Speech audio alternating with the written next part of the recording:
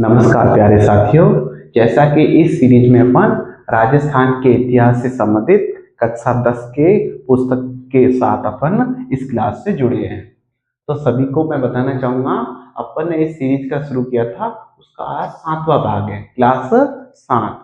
तो इससे पहले अपन ने राजस्थान के इतिहास के बारे में कुछ राजस्थान का सामान्य परिचय और उसके क्षेत्रों के नाम, फिर अपन ने इतिहास का मुख्य रूप से परिचय, फिर इतिहास का काल विभाजन, फिर इसके बाद में प्राक युग का विभाजन, और फिर इसके साथ में अपन ने विभिन्न प्रकार की राजस्थान की सभ्यता स्थल के बारे में अच्छे से अध्ययन किया।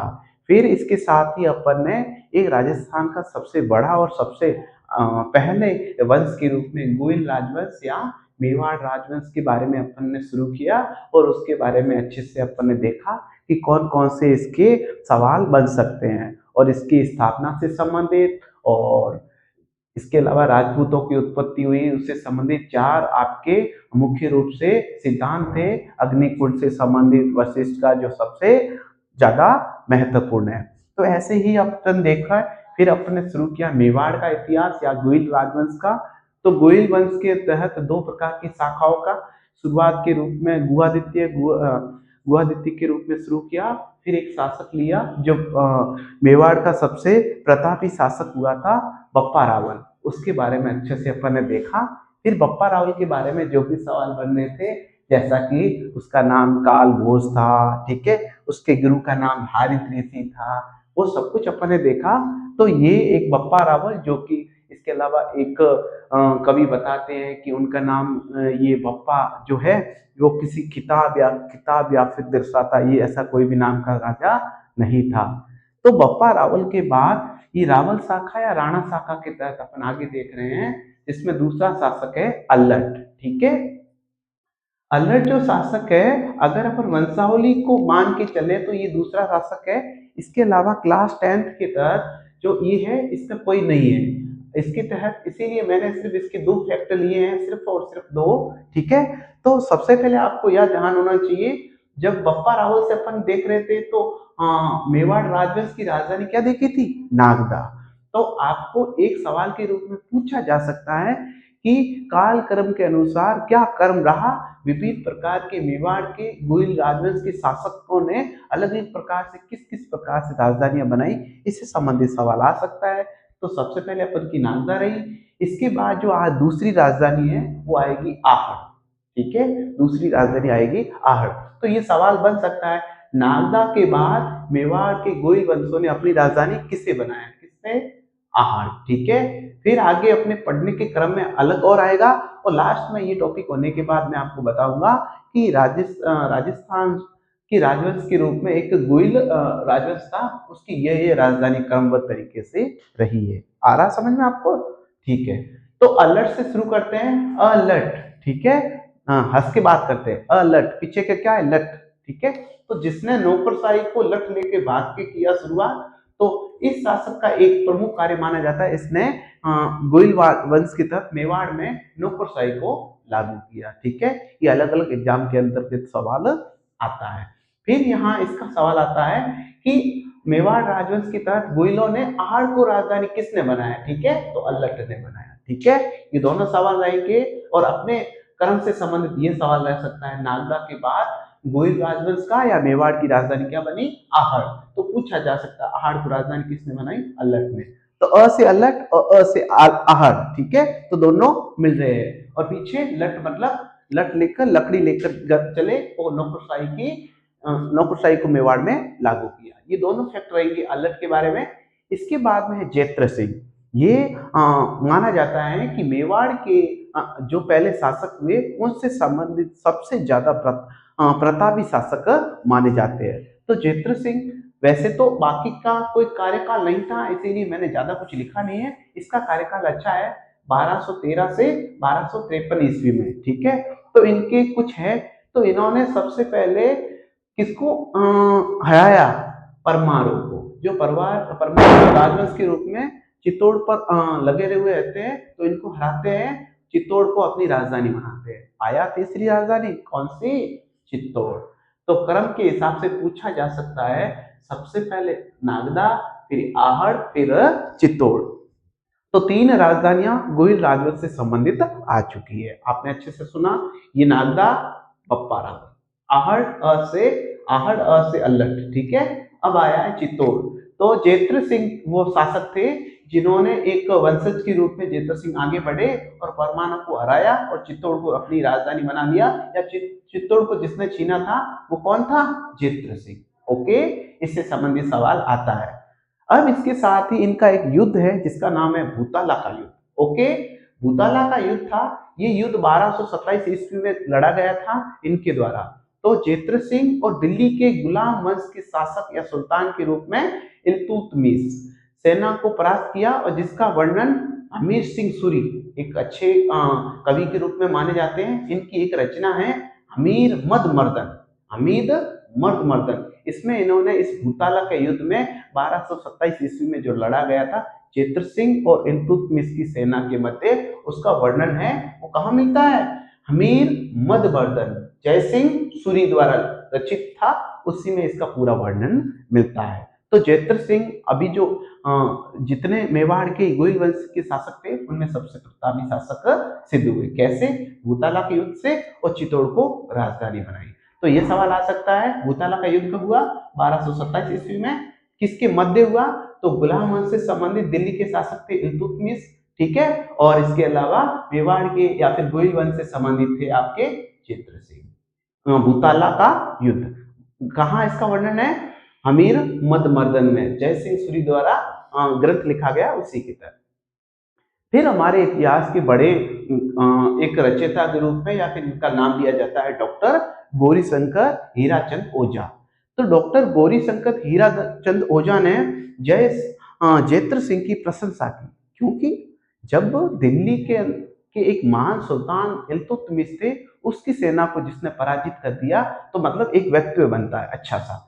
तो डॉक्टर गौरीशंकर हीराचंद ओझा ने जेत्र सिंह की प्रशंसा करते हुए लिखा है कि दिल्ली के गुलाम वंश के सुल्तानों के समय, दिल्ली के गुलाम वंश के सुल्तानों के समय मेवाड़ के राजाओं में सबसे प्रतापी और बलवान जो शासक था वो कौन था? जेत्र सिंह ही था, ठीक है। और जिसकी वीरता प्रशंसा विरोधियों ने भी की। कहने का तात्पर्य, जब ये भूताला का युद्ध लड़ा गया था, जब सेना पूरी तरह से पराजित हो चुकी थी इल्तुतमिश की, तब इल्तुतमिश के सेना नायकों ने ऐसा बोला कि पता नहीं ये कैसा शासक है, वाह इसकी वीरता। तो कहने का मतलब विरोधियों ने जिसकी प्रशंसा की वो कौन था? जेत्र सिंह। और ये किसने बताया? डॉक्टर गौरीशंकर हीराचंद ओझा ने जेत्र सिंह की प्रशंसा करके ये वक्तव्य बोला। तो आपको और इससे संबंधित एक सवाल आ सकता है, मेवाड़ के शासक एकमात्र, ठीक है, कौन थे जिसके समकालीन इल्तुतमिश माने जाते हैं दिल्ली के सुल्तान, ठीक है। ये सवाल आ सकता है। तो जेत्र सिंह आपको इसका आंसर करना है। और इससे संबंधित भूताला का युद्ध बन सकता है। और चित्तौड़ को पहली बार राजधानी किसने बनाई थी? तो वो भी आपके जेत्र सिंह हो जाएगा। और यहाँ एक क्रम बनता है नागदा, आहड़ और चित्तौड़।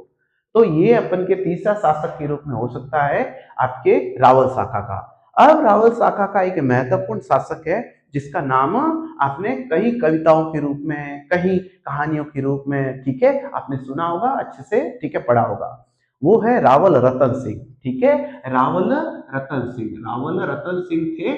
इनकी जो वीरता थी वो भी कहीं कम नहीं थी। जैसा कि इनका शासनकाल माना जाता है 1302 से 1303 तक, ठीक है। मतलब एक प्रतापी शासक थे, इसीलिए इनका ज्यादा कार्यकाल नहीं है, लेकिन जब भी जिए बड़े अच्छे से जिए, ठीक है। तो रावल रतन सिंह को 1303 ईस्वी में दिल्ली के सुल्तान अलाउद्दीन खिलजी, अब मैं ये पूरा नाम ना बोल के एके बोलूंगा, ठीक है। तो आप सबको पता होना चाहिए एके मतलब अलाउद्दीन खिलजी, ठीक है। तो तो पूछा जा सकता है अलाउद्दीन खिलजी के समय, अलाउद्दीन खिलजी के समय मेवाड़ का कौन सा शासक इसके समकालीन था? तो रावल रतन सिंह। इसके बारे में आपने अच्छे से सुना होगा। तो इससे संबंधित एक सवाल आता है कि अलाउद्दीन खिलजी के या एके का चित्तौड़ पर आक्रमण करने का मुख्य कारण कौन कौन सा था? तो दो कारण हैं जो बहुत अच्छे माने जाते हैं। कौन से? अलाउद्दीन की साम्राज्यवादी महत्वाकांक्षा, मतलब वो बाहर युद्ध एक अलग युद्ध के रूप में अलग देश से आता है और वो पूरे भारत को जीतने की फिराक में रहता है, इसीलिए चित्तौड़ भी उसकी साम्राज्यवादी नीति के कारण वो चित्तौड़ को जीतना चाहता था। फिर चित्तौड़ की सैनिक और व्यापारिक उपयोगिता। आपको पता होगा कि उस समय जो चित्तौड़ का किला था उसके आसपास का कई क्षेत्र था जहाँ पे खेती वेती अच्छी होती थी और व्यापार बड़े अच्छे थे, ठीक है। और सैनिक व्यवस्था तो इतनी अच्छी थी कि मानो मत, ठीक है। तो मुख्य रूप से इतिहास में दो कारण माने जाते हैं, एक तो अलाउद्दीन खिलजी की साम्राज्यवादी महत्वाकांक्षा और इसके बाद सैनिक और व्यापारिक उपयोगिता। लेकिन एक कथनात्मक रूप से किसी ग्रंथ का नाम या किसी व्यक्ति का नाम लेके पूछ ले तो प्रश्न कैसे बन सकता है। मलिक मोहम्मद जायसी के अनुसार चित्तौड़ अलाउद्दीन खिलजी का चित्तौड़ पर आक्रमण करने का मुख्य कारण क्या था। तो उन्होंने बताया अपने एक पद्मावत ग्रंथ के रूप में, ठीक है। तो बताया है 1540 ईस्वी में मलिक मोहम्मद जायसी द्वारा लिखित पद्मावत, इसमें उन्होंने एक के मतलब अलाउद्दीन खिलजी के चित्तौड़ आक्रमण का कारण रावल रतन सिंह की रानी थी जिसका नाम था पद्मिनी को प्राप्त करना बतलाया है। तो आप सभी को पता होना चाहिए कि वो कौन थे, मलिक मोहम्मद जायसी। अब एक की सेना से लड़ते हुए रतन सिंह और उसके सेनापति थे गोरा और बादल जो कि लड़ते हुए मारे गए। तो आपसे ये पूछा जा सकता है गोरा और बादल कौन थे, ठीक है। तो गोरा और बादल वही थे, चाचा और भतीजा थे किसके, रानी पद्मिनी के, जो इनके साथ आए थे सिहिली से। सिहिली मतलब श्रीलंका से, ठीक है। सिहिली द्वीप से आए थे, उस समय उसको सिहिली द्वीप कहा जाता था जो वर्तमान का क्या है, श्रीलंका, ठीक है। वहां से आए थे इनके साथ गोरा और बादल, चाचा और भतीजा थे इनके रिश्ते में, उनके साथ आते हैं और इस युद्ध के साथ एक की सेना के साथ और रतन सिंह बड़ी वीरता के साथ गोरा और बादल लड़ते हैं और अपनी वीर गति को प्राप्त कर लेते हैं। इसके बाद रानी पद्मिनी, वही तो हमारे राजपूतों में ये माना जाता है कि मतलब कुछ भी हो जाए अपने दुश्मनों के सामने खुद को समर्पण नहीं करना है, इसीलिए इन्होंने रानी पद्मिनी ने जोहर करने का सोचा। 1600 महिलाओं के साथ एक बड़ा सा जौहर कुंड के अंदर उन्होंने जौहर किया, ठीक है। तो इसी प्रकार से माना जाता है कि रावल रतन सिंह वो अच्छे जिन्होंने केसरिया के रूप में किया और रानी पद्मिनी के नेतृत्व में 1600 महिलाओं ने एक जोहर किया, ठीक है। तो ये रहता है आपका वैसे तो रावल रतन सिंह से संबंधित मेवाड़ के रावल शाखा समाप्त हो जाती है, फिर होती है अमीर शुरू, ठीक है। अमीर से एक नई शाखा के रूप में सिसोदिया की शाखा शुरू हो जाएगी। चलो आगे, इस युद्ध में एक का समकालीन अमीर खुसरो भी सम्मिलित था, तो ध्यान रखना, ठीक है। इस युद्ध में अलाउद्दीन खिलजी के समकालीन उनके जो साथ था इस युद्ध में प्रत्यक्ष रूप से उनका नाम था अमीर खुसरो। अमीर खुसरो की एक प्रसिद्ध ग्रंथ है खजाइन उल फुतू। खजाइन उल फुतू खजाइन उल फुतू में इस सारे के सारे जो रावल रतन सिंह और एके के मध्य युद्ध हुआ उसका वर्णन, आक्रमण का पूरा वर्णन इस ग्रंथ में किया गया है। तो प्रश्न ऐसे आ सकता है कि अलाउद्दीन खिलजी के समय, अलाउद्दीन खिलजी के समकालीन चित्तौड़ आक्रमण के समय उनके साथ कौन था, सम्मिलित था, ठीक है। तो अमीर खुसरो। और इस अमीर खुसरो ने किस ग्रंथ में रावल रतन सिंह और अलाउद्दीन खिलजी के मध्य युद्ध हुआ इसका वर्णन किया, तो खजाउन उल फुतू। इसके बाद में जब पूरी तरह से जौहर वगैरह केसर वगैरह हो गया तो एक ही ने पूरी रूप से चित्तौड़ पर अपना कब्जा जमा लिया। तब उन्होंने अपने पुत्र था जिसका नाम था खिज्र खां, ठीक है। तो खिज्र खां को उन्होंने चित्तौड़ का प्रशासक नियुक्त किया और चित्तौड़गढ़ का नाम बदल दिया, खिजराबाद रख दिया, ओके। और इसके बाद रतन सिंह मेवाड़ के गोइल वंश की रावल शाखा के अंतिम शासक माने जाते हैं, शासक थे। इसके बाद जो अपन का शुरू होगा जिसे बोलते हैं सिसोदिया शाखा। क्या बोलेगा, अपन बोलेंगे सिसोदिया शाखा। और इससे संबंधित जो सबसे पहला शासक के रूप में माना जाएगा वो होगा आपके हमीर, ठीक है। हमीर वही अमीर अठ त्रियाचे चडेना दूजी बार, जो इसके बाद सामने बड़ी अच्छी काव्य कृति प्रसिद्ध है, उसी के बारे में अपन कल शुरू करेंगे। तो ये सारे इतने सारे सवाल हो जाते हैं, मैंने आपको बता दिया किस किस तरीके से ये सवाल बन सकते हैं। मेरे अनुसार जो मेरी आज क्लास है वो आपके लिए आने वाले एग्जाम के रिलेटेड बड़ी अच्छी होगी, बड़ी महत्वपूर्ण होगी।